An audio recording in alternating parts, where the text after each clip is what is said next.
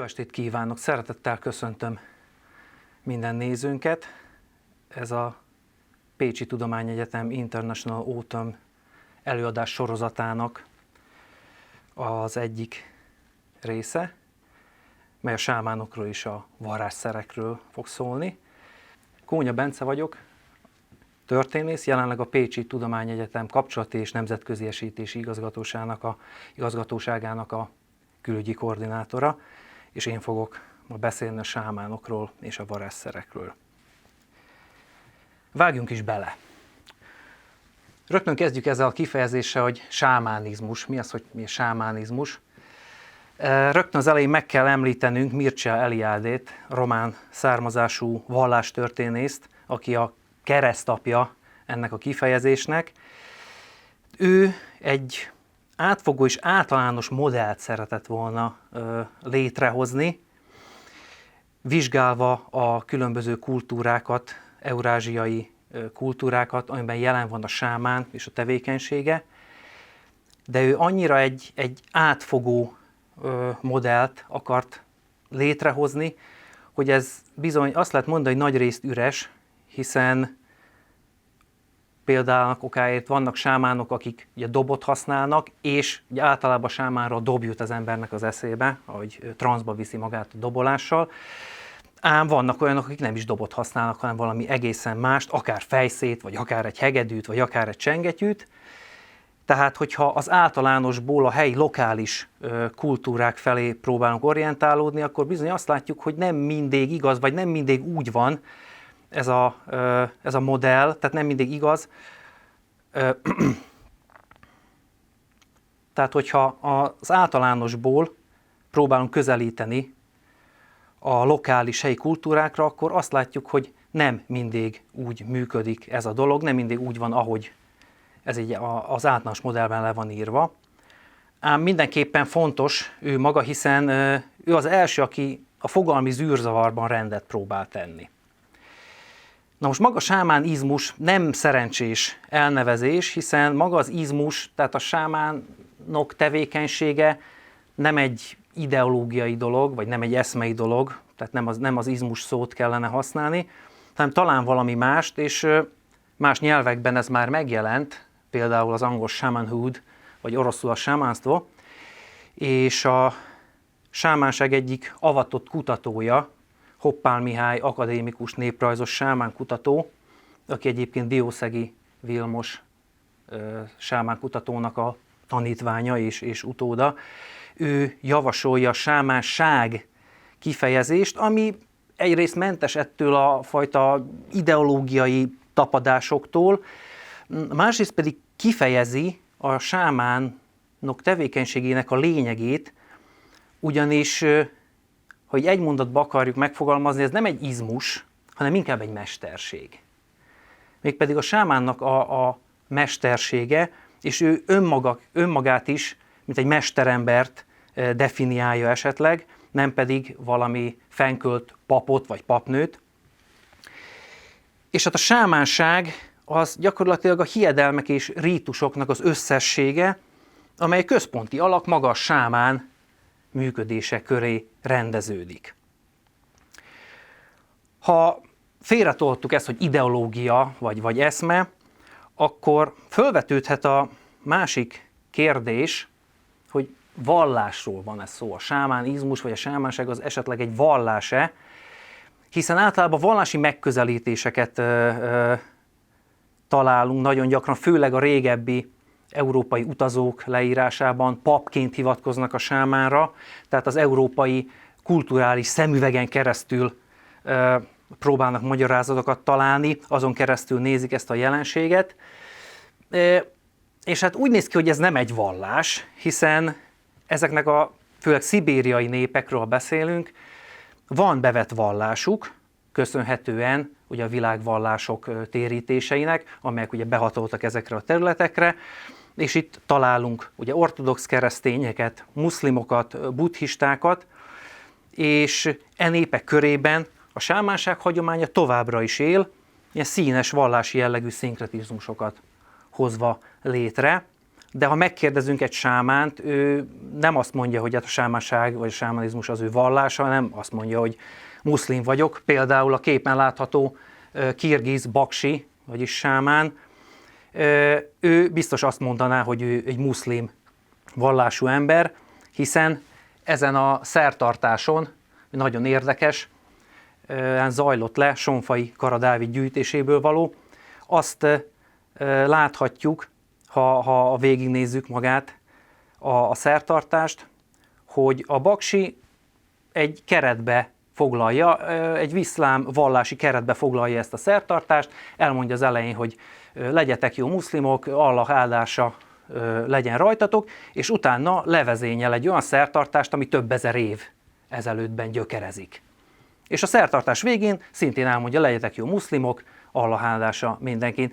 Tehát már itt fölvillan az a dolog, hogy a sámánság nem egy vallás, hanem valamiféle mesterség, valamiféle olyan szertartás, aminek nincsen olyan vallási jelentősége, ami mondjuk egy bevett vallásnál megjelenhetne. És ha még esetleg a pogány vallásokat, természeti népek vallásait vizsgáljuk, akkor is azt látjuk, hogy a sámánságra nem vallási jelenségként tekintenek, arra megvan nekik az ősök kultusza, a bálványai, stb. Tehát egyértelműen nem vallásként tekintenek erre. Hozzá kell tenni azt is, hogy például a sámánságnak nincsen papi rendje, mint egy tételes vallásnak. Nincsenek szent iratai, nincsenek dogmái sem. Talán ez is hozzásegített ahhoz, hogy egy nagyon hajlékony, adaptív hiedelemrendszer jöjjön létre. Na most, ha ráközelítünk egy kicsit erre az egészre, próbálunk egy definíciót találni, akkor azt látjuk, hogy a sámánizmus, vagy hát sámánság Szibéria és Belső-Ázsia népeinek, lakóinak egy nagyon ősi hiedelemrendszere, amely a központi alak, a sámán köré tagozódik, a sámán pedig ugye közvetít az emberek és a szellemek vagy lelkek világa között. Itt kétfelé ágazik egy picit az utunk. Az egyik pontosabb ráközelítés, tehát ez Mircea Eliade féle ráközelítés, és ő ezt a központi elemnek tartotta, az eurázsiai sámán tudatosan elő tudja idézni az extázist, melynek során egy megváltozott tudatállapotba kerül, erről majd még lesz szó később, és egy víziókkal teli utazás élményt él át, miközben utazik a különböző világokban, alvilágban vagy a felső világba, a lelke, a szabad lelke segítségével, és ő közvetít ezen világok között.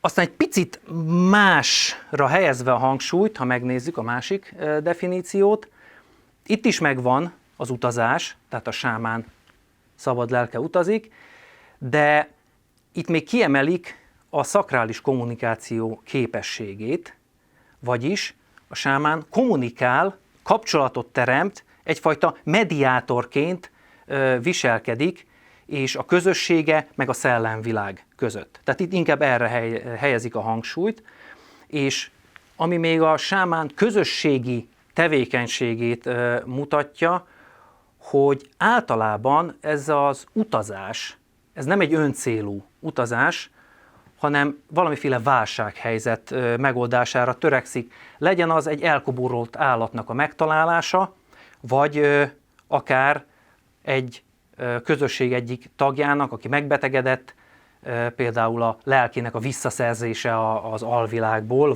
vagy a démon karmaiból, aki elrabolta.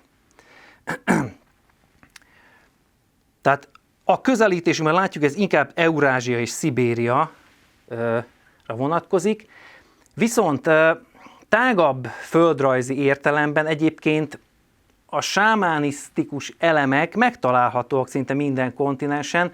Az egyik legjobb példa ugye Észak- vagy Közép-Dél-Amerika indiánjai. És a tágabb történelmi kontextusban sámánisztikus elemeket találunk több nép mitológiájában is, például a germánok vagy a kelták mitológiájában. miközben ott nem találunk olyan figurát, akire azt mondhatnánk, vagy nem tudunk róla, hogy ez valószínűleg sámán volt. Tehát elemek vannak, de maga sámánok nincsenek. És hát újra föl szeretném hívni a figyelmet, hogy ezek az általános átfogó képzetek és definíciók nagyon szépek, nagyon jól működnek, míg oda nem érünk a lokális, helyi hiedelmekhez és elképzelésekhez, és itt bizony néha egész mást látunk. A fontosabb elemek ott vannak, de látjuk, hogy ez egy színes, ilyen burjánzó hiedelem világot takar. A földrajzi elterjedésről csak néhány szót szeretnék mondani. Ha itt rátekintünk Eurázsia térképére, akkor azt látjuk, hogy a népek, akiknél megvan a sámánság hagyománya, gyakorlatilag Észak-Szibériát, Belső-Ázsiát népesítik be. Ha határokat akarunk keresni, akkor a lappokat, azaz a számikat találjuk Észak-Európában. Keleten pedig nagyrészt a csukcsokat, és hát a Japán szigetek északi szigetén, Hokkaidón az ainukat, az őslakókat, akiknek szintén voltak sámáni hagyományai. És ha délre nézünk, akkor Nepál környékén a Magar népcsoport, tehát ugye a legdélebbi, amely nép körében léteznek sámáni hagyományok, vannak sámányaik. Maga a térkép egyébként egy ilyen dobtipológiai térkép, hogy a különböző népek sámányai milyen dobokat használnak. Arról is kell beszélnünk, hogy mikor keletkezhetett, hiszen tudjuk, hogy egy nagyon ősi hiedelemrendszerről van szó.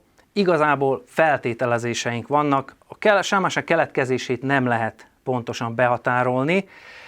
Több elképzelés van.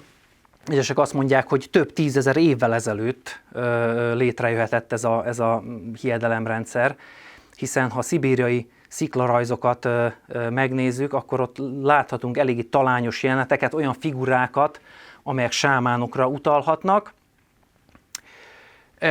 Aztán a paleolitikum, ha kicsit jobban közelítünk rá, itt ugye a vadászkultúrák lélekhite az egyik elsődleges szempont, valamint hát ugye itt jelenik meg az elsődleges munkamegosztás, tehát a gyűjtögetés és a vadászat, valamint ugye vannak bizonyítékaink, hogy már használtak halucinogén növényeket, gombákat. Valamint megjelennek ugye a beavatás, tehát a vadászkultúrákban az ifjak beavatása, ugye felnőtté válási rituáléknak a lefolytatása. És azt mondják, hogy inkább talán neolitikum, hiszen itt látunk erősödő rituális tevékenységet, amire régészeti bizonyítékaink is vannak, oltárok és kisebb idolok képében.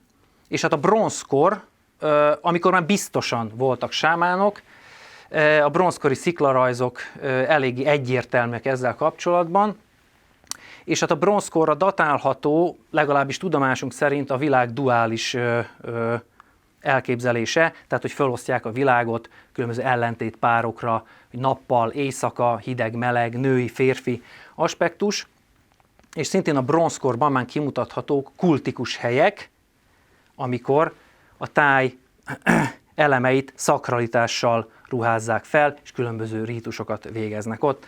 Mint látjuk, itt egy bronzkori dobábrázolás, amely egy sámándobot ábrázol, valamint Krisztus előtt 2000-ből a Tom folyónál talált sziklarajz, ahol elég egyértelműsíthetően a sámán alakját látjuk, dobbal, dobverővel, és talán az agancsos fejdíszével, ami mind a mai napig létezik bizonyos kultúrákban.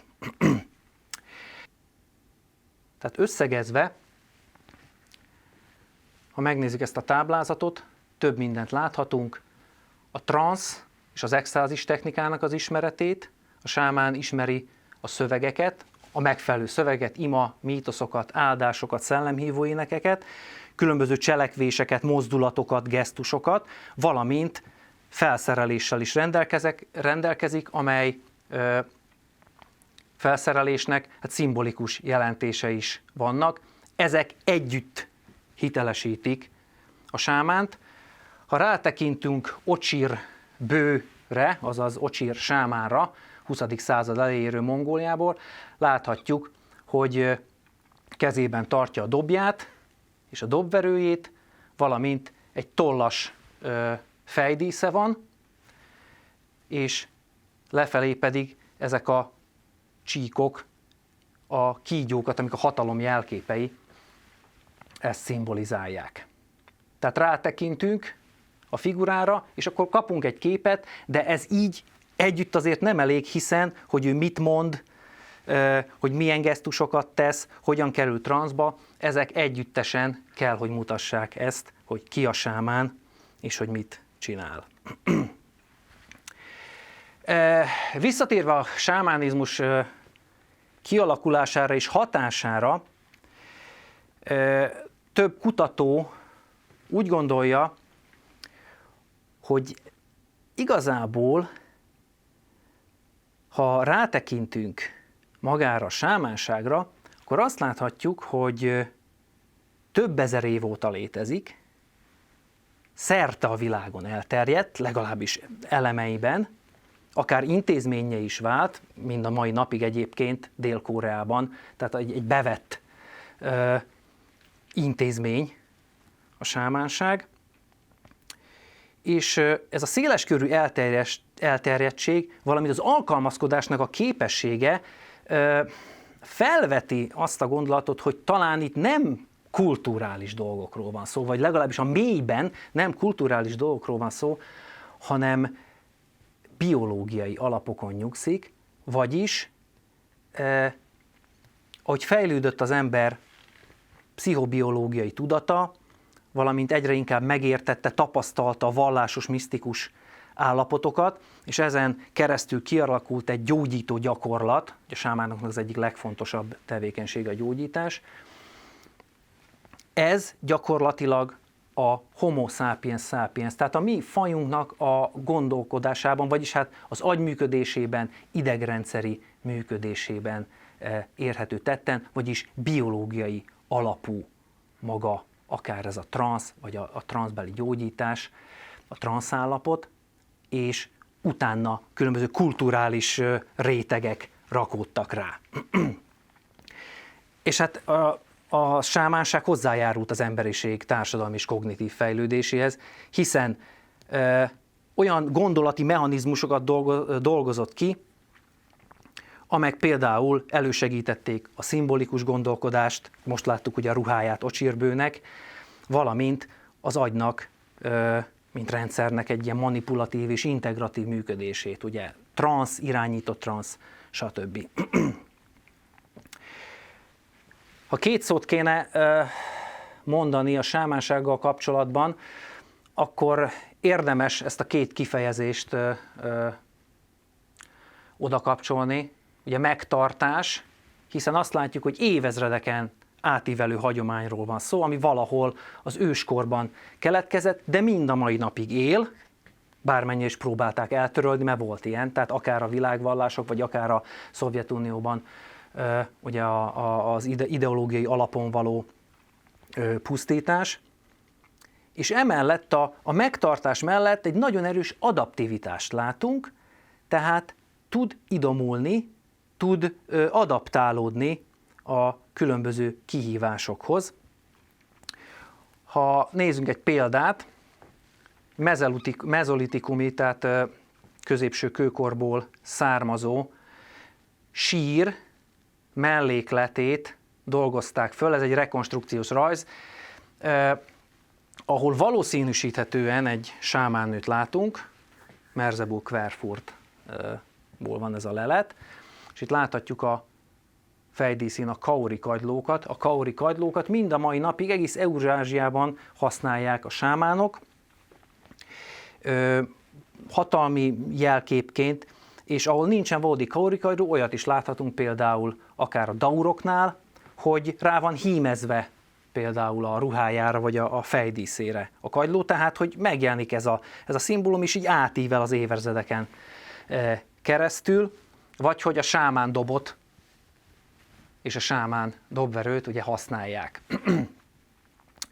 Tehát ez a megtartás. És mi itt az adaptivitás? például szintén az eszközökről lehet beszélni. Hoppál Mihály számol be egy olyan sámánra, aki azt mondta, hogy hát neki a kígyók, mint a segítő szellemei, és hát rendelt valahonnan így ilyen gumikígyókat, ami neki nagyon jól áll a ruháján, és pont ilyesmire volt neki szüksége. Tehát látjuk, hogy megoldják, és beleintegrálják a magába a hiedelemrendszerbe, valamint ha a jobb oldalon lévő hölgyet, Tatjana, mongol sámánnőt nézünk, akkor láthatjuk a dobját, tehát nem lehet jól kivenni, de itt például a buddhista állatöv tagjait láthatjuk, nyulat, tigrist, stb.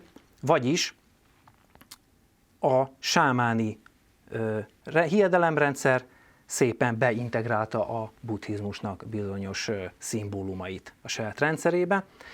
Valamint egy nagyon érdekes történet, ugye a tűzzel kapcsolatban általában a sámán szertartás során szükség van tűzre, a tűzszellemet egész Szibériában, a tűznek a gazdaszellemét tisztelik, és hát hogyha a sámán, például a 20. században, 21. században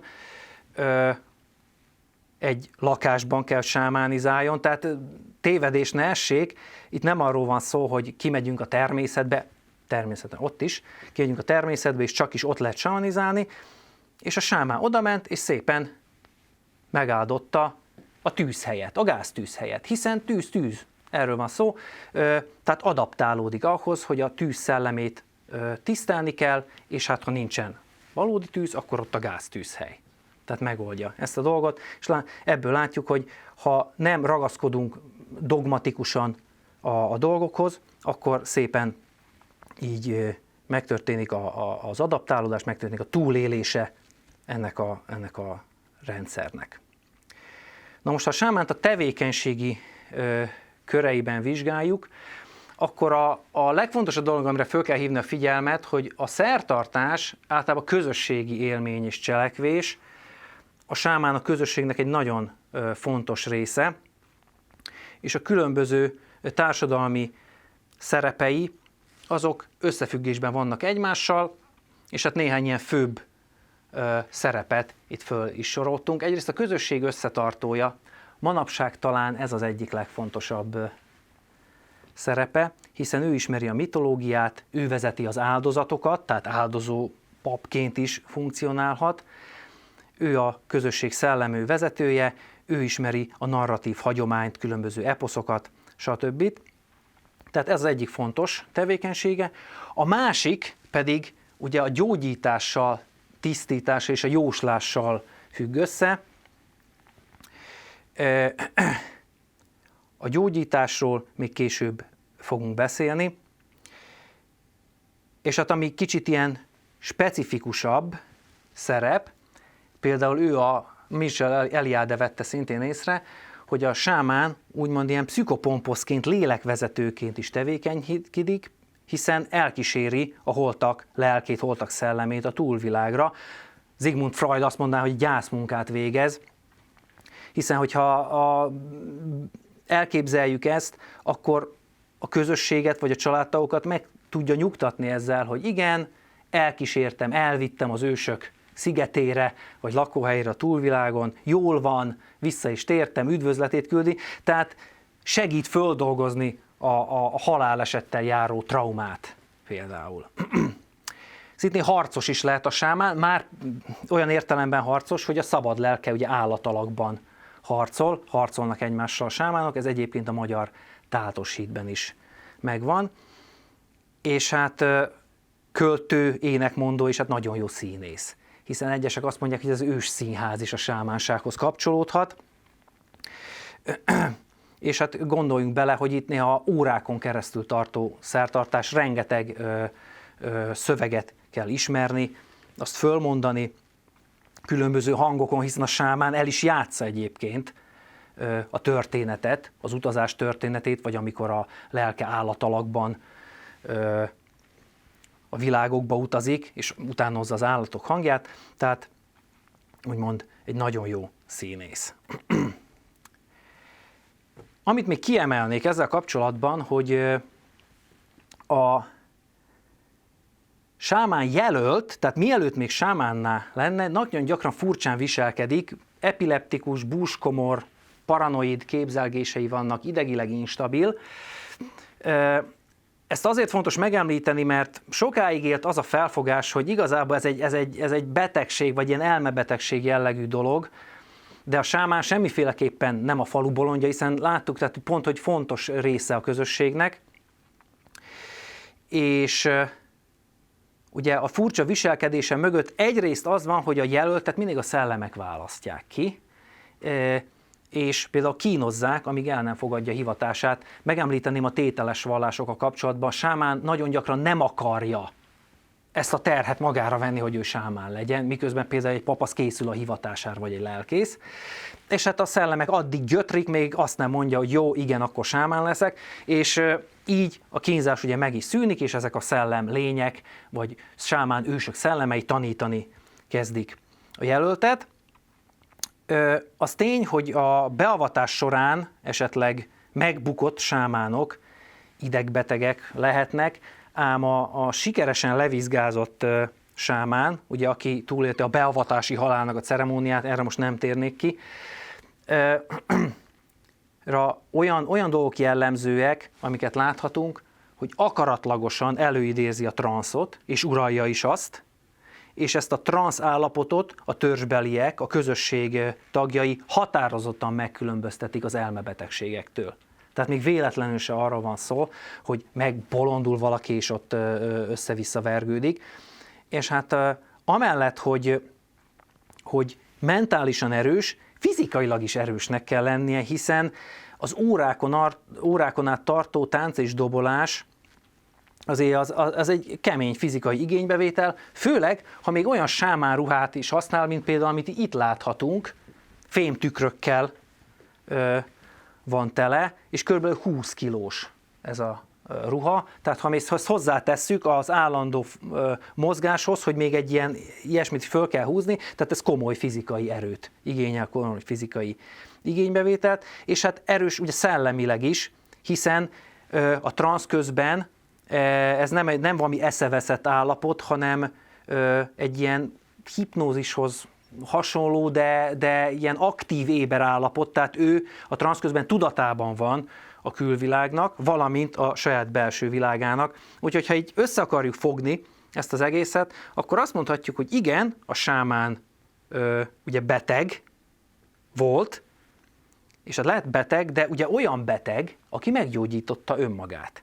És ezzel ugye jogot szerzett arra, hogy a közösség tagjait is meggyógyítsa, sőt úgymond a közösségért szenvedjen, hiszen túlélte a beavatási halálnak a ceremóniáját, ahol a szellemlények ugye földarabolják, aztán összerakják, és sokkal erősebb lesz. Tehát ezzel az aktussal ő jogot szerez arra, hogy gyógyíthasson, hogy a közösségnek egy fontos tagja legyen.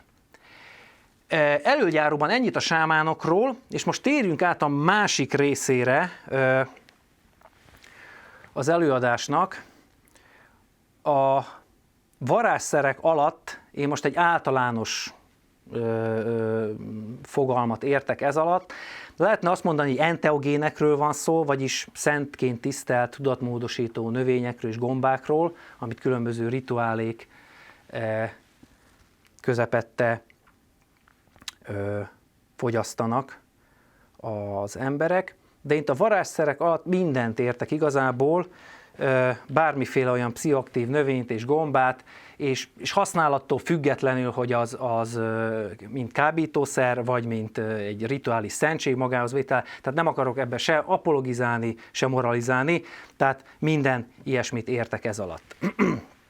Itt is egy ősi dologról van szó, ha ránézünk erre a szobrocskára itt, akkor az indo-árják egyik istenét látjuk, Indrát, aki elefánton lovagol. Ő egy mennydörgés és villám isten, aki harcol a démonokkal, és hát van egy érdekes jellegzetessége, hogy szinte állandóan részeg egy bizonyos italtól, a szómától, ami Nem tudjuk, hogy igazából mi, de valószínűleg valamiféle tudatmódosító anyag volt. Több elmélet van erre. Egyesek azt mondják, hogy lehet, hogy egy halucinogén gombáról van szó, mások azt mondják, hogy lehet inkább alkoholos főzetről. Mindenesetre nem tudjuk biztosan. Tehát látjuk, hogy már a több ezer éves eposzokban is megjelenik egy ilyen anyag, ami például nagy erőt ad neki, dupla erre, egész az égig nő, és így olyan ereje van, amivel harcolhat a démonok ellen, vagy az ellenségei ellen. És hát a Rigvédának az egyik strófája, vagy több strófája is, a végén mindig az, vagy talán bizony szómát ittam, mondja Indra, ugye talán bizony részeg vagyok. A mítoszok után egy picit nézzünk bele akkor a konkrétumokba. Itt van például a mák, ugye az opiátok készülnek a mákból. Egyértelmű használatot láthatunk paleolitikumban, neolitikumban, rézkorban, bronzkorban. Az Alpok és a Jura-hegység között volt egy nagyobb régészeti föltárás, és ott minden korszakban találtak bizonyítékot arra, hogy használták ezeket az anyagokat, használták a mákot, valószínűleg fájdalomcsillapításként. Hogy rituálisan használták-e, igazából nem tudjuk, manapság nem nagyon, hiszen tudjuk az opiátokról, hogy azért súlyos fizikai függőséget okoznak, tehát ma már nem látjuk azt, hogy kultusza lenne az opiátoknak. Aztán ugye hát, akkor szóljunk egy szót a kenderről is, ugye a kannabisz fajokról.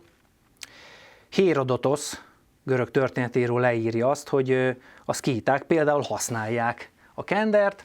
Előkerültek olyan régészeti leletek is, mint amit itt láthatunk, tehát egy ilyen sátorváz, ami alatt van egy kis ilyen parázstartó, és ezekre az átforrósított kövekre helyezték a derék szkíták a kannabisz növényt, és a gőzét szívták be. Tehát itt inkább azt látjuk, hogy rekreációs célzattal használják ezeket a növényeket. És akkor eljutunk a gombákig, ha kitekintünk egy kicsit nyugatabbra, Közép-Amerikába, akkor azt láthatjuk, hogy a pszilocibe fajoknak, ugye a badargombának is fordítják őket, mind a mai napig nagyon erős kultikus használatát láthatjuk. A 20. században élt hölgy, Maria Sabina mazaték sámánnő, a kezében a szent gyermekekkel, tehát ő a gombát szent gyermekeknek nevezte, és egy szigorú rituális fogyasztását lehet itt látni. Tehát, hogy azt látjuk, hogy akárhova nyúlunk a történelemben, vagy akárhova nyúlunk földrajzilag, előjön az, hogy használták az emberek ezeket az anyagokat, ezeket a növényeket és gombákat. Egy picit ráközelítünk még, akkor láthatjuk, hogy szintén amerikai, közép-amerikai leletekről van szó. Ha rátekintünk, akkor láthatjuk, hogy a fehér pöttyös, piros gomba, amit mesegombának is neveznek, hát ez nem más, mint az Amanita muscaria, vagy a légyülő galóca, ami igazából a központi szereplője lesz az elkövetkező néhány percnek. Azt látjuk, hogy Észak-Eurázsiában, Szibériában igazából ezt a gombát használták különböző alkalmakkor. A két fontos fajról kell beszélni, a párduc galócáról, az Amanita pantherináról, de még inkább a légyülő galócáról, az Amanita muscariáról. Hogyan találtak rá az emberek erre a gombára, vagy a használatára? Erről beszél a Nagy Holló története, ami egy korják észak-szibériai mítosz. Egyébként a korjákok vapaknak hívják magát a gombát is, de a gombaszellemet is. És a történet szerint a létezés istene kezdte köpködni a földet, és ezekből a köpetekből hát gombák nőttek ki. És a Nagy Holló, aki igazából a főszereplő, meg akarta menteni egy mitikus bálnát, és hát evett ebből a gombából, ami által hatalmas erőre tett szert, tehát föl tudta emelni ezt a bálnát és visszavinni a rokonaihoz, valamint utána víziókat is látott. tehát azt látjuk, hogy egy nagy fizikai erőt okoz a gombafogyasztás, és víziókat okoz a fogyasztása, tehát a korjákok így próbálták elmondani azt, hogy ők miért használják ezt a gombát.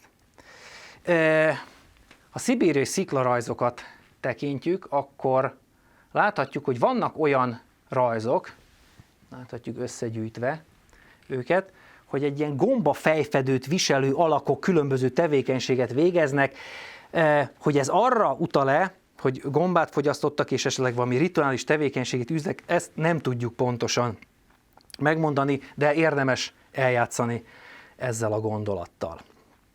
Na most, ha a légyülő galóca eurázsiai használatáról beszélünk, akkor látjuk, hogy a szibériai népek szinte mindegyike használta. Nyugatabbra inkább az obi-ugorok, ugye a hantik és a mansik, szőlkupok, nyenyecek, ganaszánok, keletebbre leginkább a korjákok, csúcskok, A szibériai népek körében elterjedt volt az Amanita muscaria, az a légyülő galóca használata. Nyugatabbra inkább az obi-ugorok, az a hantik és a mansik, szőlkupok és a nyenyecek használták, és ganaszánok.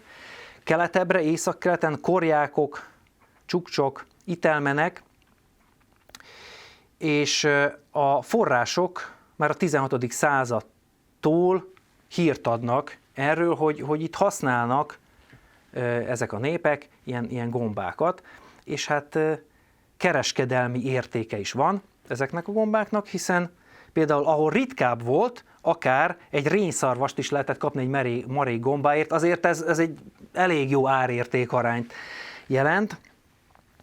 És hogy hogyan fogyasztották, ennek sokrétű a formája is, jellege is. Igazából nem kenyerünk ezt most annyira bemutatni, tehát szárítva is fogyasztották, vagy megfőzve, akár ilyen levesként, néha alkohollal is kombinálták, nyersen is ették. Ezek főleg így az elsődleges fogyasztások, ami érdekesebb talán az a másodlagos fogyasztás, hiszen például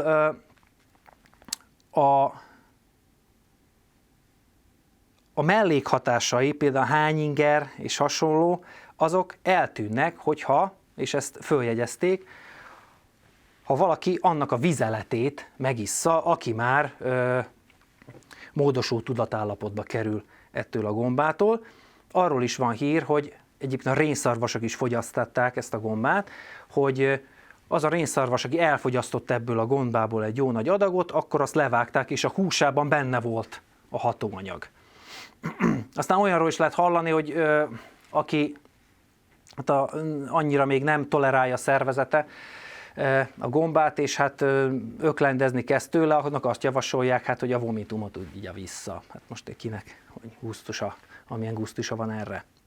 Na, visszatérve használatára, 4 fő csoportra lehet osztani a légyülő galóca használatát. Az egyik a mágikus és rituális tevékenységek, erről még külön fogunk beszélni. A másik például az énekmondás és az epikus verselés.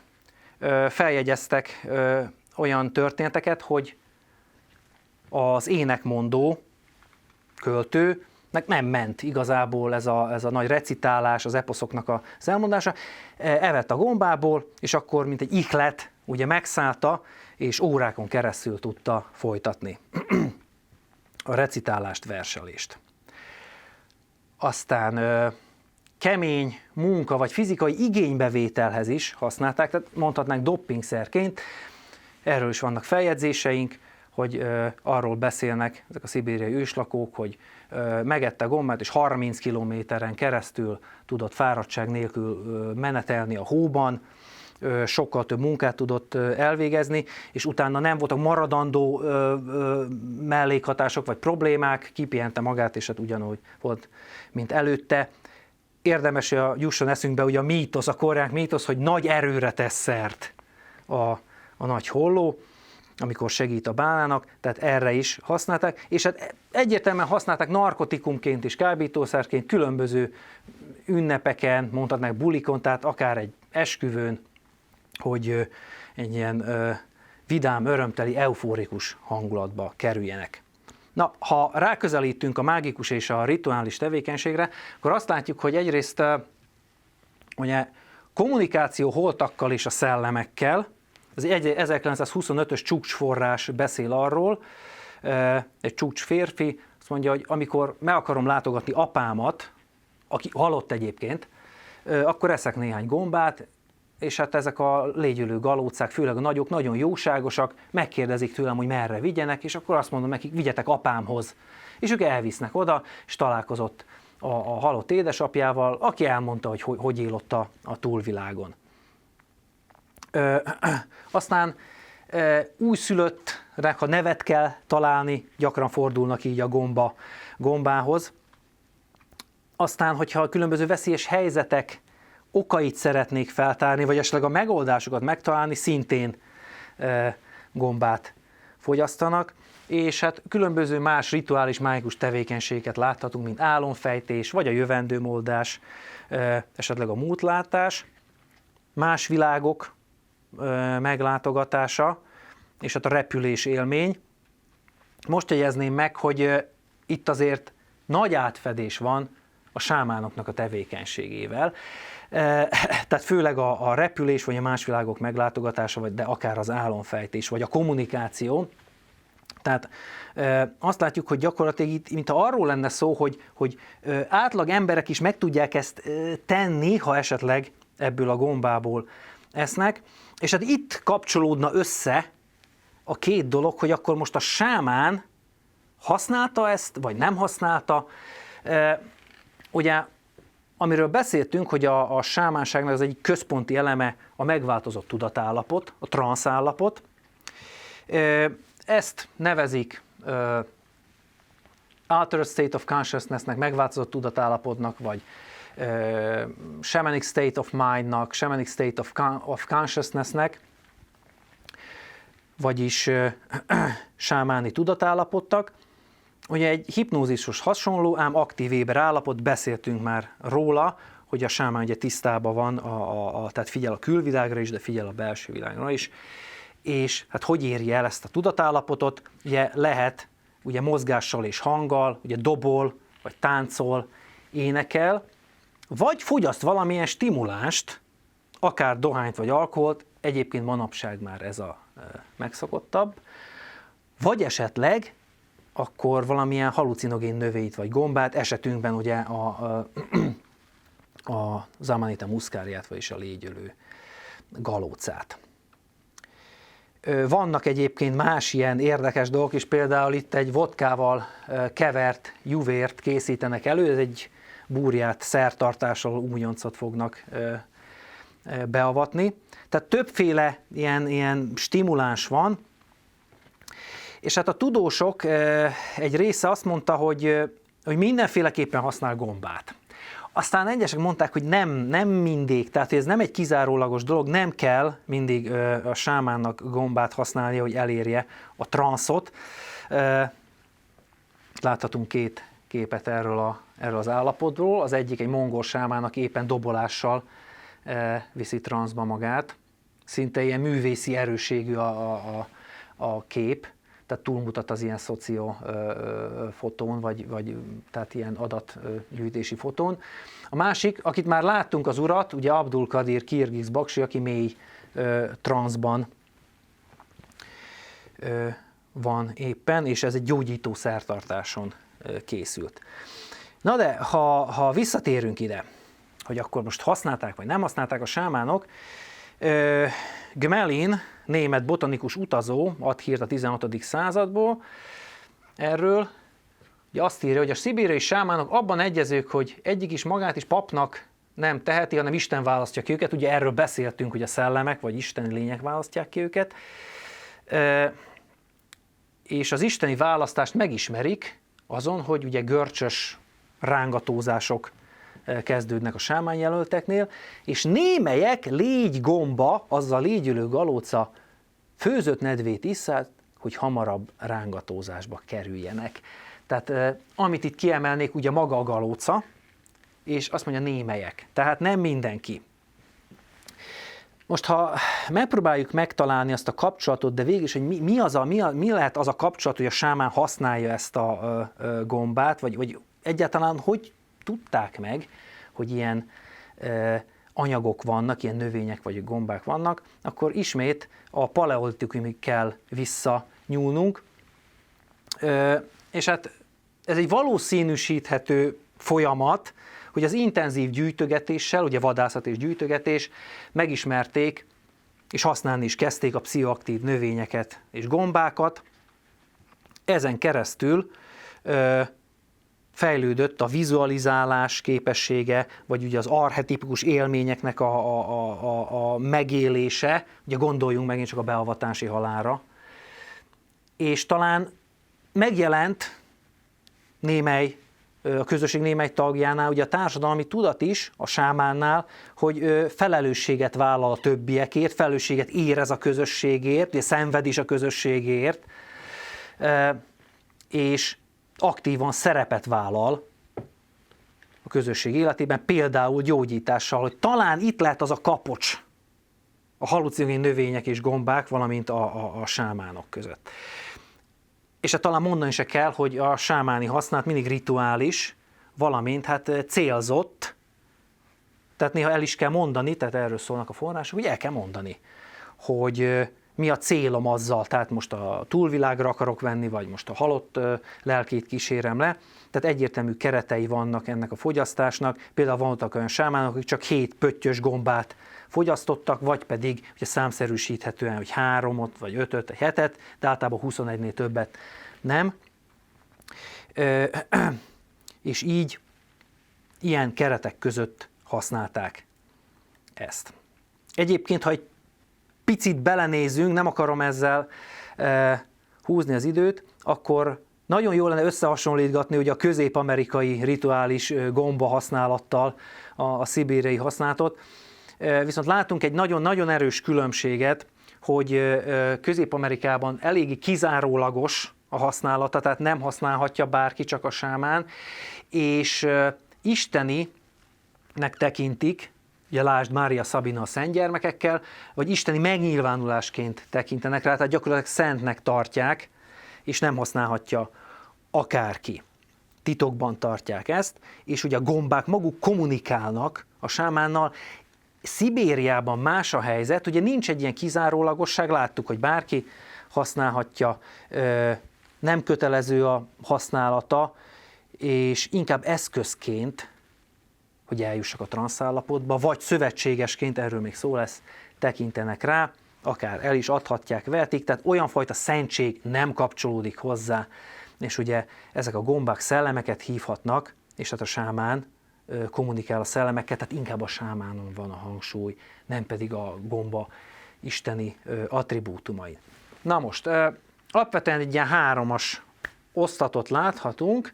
Egyrészt lehet segédanyag az esztázishoz, amiről már beszéltünk, másrészt a gomba szelleme, mint segítő szellem segíthet a sámánnak, és hát a gomba lehet, mint mediátor, tehát a sámán a gombát használja föl a kommunikációhoz, a szakrális kommunikációhoz, a szellem világgal. Na, ez kicsit zavarosat tűnhet első hallásra, úgyhogy egy picit belenézünk ebbe, hogy a sámáni hit egyik alapja az animizmus, az egyik legősibb, hát vallásos képzetnek is tekinthetjük. Ugye ez gyakorlatilag egy élő világ egyetemet teremt, hiszen arról van szó, hogy mindennek van szelleme, mindennek van lelke, állatoknak, növényeknek, de akár bizonyos területeknek is, vagy tájegységeknek, ugyanúgy szikláknak, fáknak, stb., tehát földrajzi helyeknek. És valószínűleg szoros kapcsolatban van ez a fajta lélekhit, ugye a víziók hatása alatt megtapasztalt lélekutazással, amit esetleg halucinogének is kiválthattak.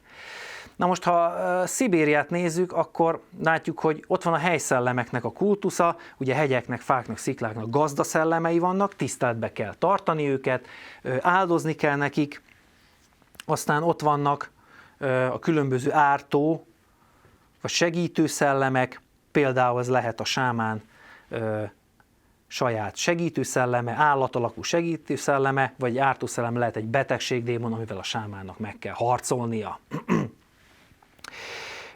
Ez a lélekképzet tételezi, hogy 2 vagy akár 3 lelke van például egy embernek, tehát van egy test lelke, ami a halállal megsemmisül, és van a szabad lélek, ez lesz nekünk itt az érdekes, amelyet el lehet távolítani a testből. És hát ez az árnyék lélek, vagy szabad lélek, ez fogja végbevinni a lélekutazást is, ez fog utazni a világok között, ez változik át esetleg állat alakú szellemmé, és ugye itt mindenféleképpen beszélni kell arról egy picit, hogy például a török népeknél inkább ilyen utazó jellegű sámánok vannak, tehát akik a szabad lelkük utazik, míg a mongol felfogásban inkább a sámán egy mediátor, tehát a szabad lelkét eltávolítja és befogadja azt az épp aktuális szellemet, akivel kommunikálni akar. Ugye egy észt kutató, Ivar Paulson úgy fogalmazta ezt meg, hogy a samanizmus egy olyan animisztikus ideológia, amelynek egyik jellemzője ez az extatikus, vizionáris technika. A sámán szabad lelke az, ami az extázis alatt elhagyja a sámán testét, végrehajtja az utazásokat az alsó vagy a felső világba. Tehát talán itt már meg lehet érteni, hogy akkor a gombának is van egy szelleme, amit esetleg a sámán magába fogadhat, és rajta keresztül megnyilvánul, vagy a gomba szellem segítőként támogatja a sámánt a céljai elérésébe.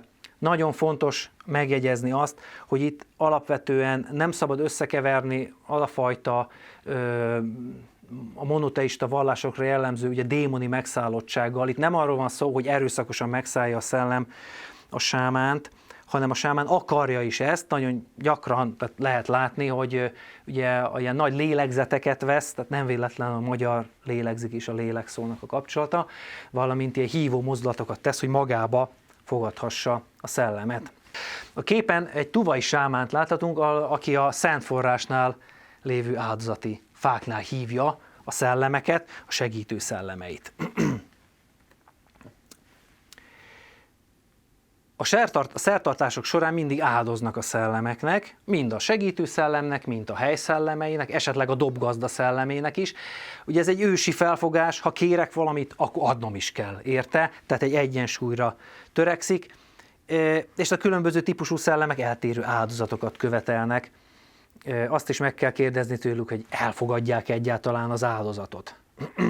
És ez sok minden lehet az áldozat, állat, étel, ital, tej, vodka, akár vér is, főleg az alvilági szellemeknek, ugye jusson eszünkbe, hogy ugye Odüsszeusz is ugye vért áldoz a lelkeknek, amikor beszélni akar velük, de minden esetre az áldozat egy fontos része a szertartásnak, itt például egy sámán hölgyet láthatunk, amint a hely szellemének tej áldozatot mutat be. Itt pedig egy búrját sámánt, föl lehet ismerni az égkék ruhájukról a búrját sámánokat, itt a segítője szintén valamiféle folyadékot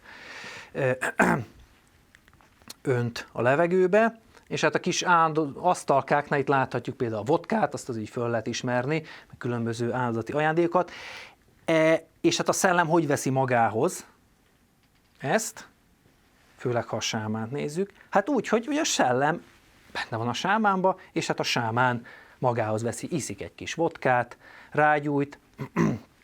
A kutató, aki megfigyelte ezt a szertartást, arról beszélt, hogy itt egy láncdohányos szellemről volt szó, mert folyamatosan dohányozni akart. És hát egy picit, ha tovább visszük ezt a gondolatmenetet, azt láttuk, hogy igen, tehát dohány, cigaretta, vodka, tej, tehát nem nagyon látjuk, hogy annyit a gombák mostanában annyira szerephez jutnának. Aztán a lokális hagyományokat nézzük, ugye erről is beszéltem, hogy nagyon szép ez az általános kép, de ha picit így beleásunk, akkor azt látjuk, hogy nem biztos, hogy úgy működnek a dolgok, ahogy az általánosságban le van írva. Kerezsi Ágnes kutató a szurguti hantik között végzett kutatómunkájának a az eredményeiről mondanék néhány szót. Itt például megvan egy olyan kizárólagosság, hogy ha a sámán gombát használ, akkor nem dobolhat, akkor a dobot a térdére rakja, és az ott van, nem szólaltatja meg. Tehát úgy látszik, hogy ezt a dupla ilyen extázis technikát ezt így nem lehet csinálni. És emellett egy bizonyos társadalmi feszültség is érezhető a dobos sámánok, meg az úgymond légyülő galócások között. Nemi különbséget is láthatunk, hogy például a hantiknál alapvetően azt mondják, hogy a női sámánok valamennyivel gyengébbek, mint a férfi sámánok, és ők csak galócával képesek sámánkodni. És hát egy jó példa erre, egy légyülő galócás idős hölgyről van szó. Azt mondja a megfigyelés, hogy ha baj van, beteg a gyerek, vagy ilyesmi, vagy gondok vannak, ilyenkor megkérik a nagyit, na nem az, hogy süssön egy kis megyes sütit, hanem egyen már egy kis galócát. Ezt meg is teszi, imádkozik előtte, a ház közepén egy asztalkára ételt tesz, felajánlás, imádkozik, és csak után eszik a gombából, hogy minden rendben legyen, ne kerüljön olyasfajta önkívületbe, ami problematikus, és így tisztán lásson, világosan mutassanak meg neki mindent a szellemek, megeszi a gombát, ül egy keveset, megrészegül a légyülő galócától, és körülbelül fél óra elteltével beszélgetni, és énekelni kezd, utána pedig mindent elmesél. Tehát itt van egy példa a használatra, és amit mondtam a társadalmi feszültségekről, bizonyos dobos sámánok azt mondják, hogy hát, hogy nem tiszta dolog gombát. Nem tiszta dolog gombát használni. Látjuk, hogy egy színes kavalkádot láthatunk ebben. Nos, a végszó annyit mondanék, hogy azt láthattuk, hogy a gomba inkább csak eszköz és szövetséges, nem pedig imádat tárgya, nem képül köré kultusz, mint például Közép-Amerikában. Emellett eltűnőben is van a gomba használata. Hát, hogy mi az oka ennek, most nem mennénk bele, de ha belegondolunk, hogy az élettani hatásai esetleg tehát problematikusak, tehát rosszul érzi magát tőle esetleg a használó, hiszen hogyha rosszul működnek a dolgok, akkor fáradtságot, görcsöket, szédülést, zavartságot, a hasmenést okoz. És ha sámánokra újra ráközelítünk, akkor amit ki kell mondanunk, hogy az erős sámán varázsszerek is nélkül transzba viszi magát. Tehát nincs szüksége a gombára, nincs szüksége erre a szerre, és alapvetően a lényeg ugye a sámánon és a tevékenységen van, nem a gombán, amit ugye szentként tisztelnek Közép-Amerikában, hanem a sámánon és itt is a közösségi cselekvésen, hiszen egy szertartás az egy közösségi cselekvés, a sámán életben tartja a lokális hagyományokat, a közösséget akarja megtartani, és a már említett csúcs forrással fejezném be, amitről már beszéltem. Az úriember, aki az halott édesapját látogatta meg, a galóca segítségével hozzáteszi, hogy miután megvolt ez az utazása, elment egy sámánhoz, aki a rokona is volt, és azt mondta, hogy erős sámán volt, mindenféle galóca nélkül járt a felső világbeli emberekhez, meg azokhoz, akik meghaltak már. Köszönöm szépen, ennyi lett volna mára.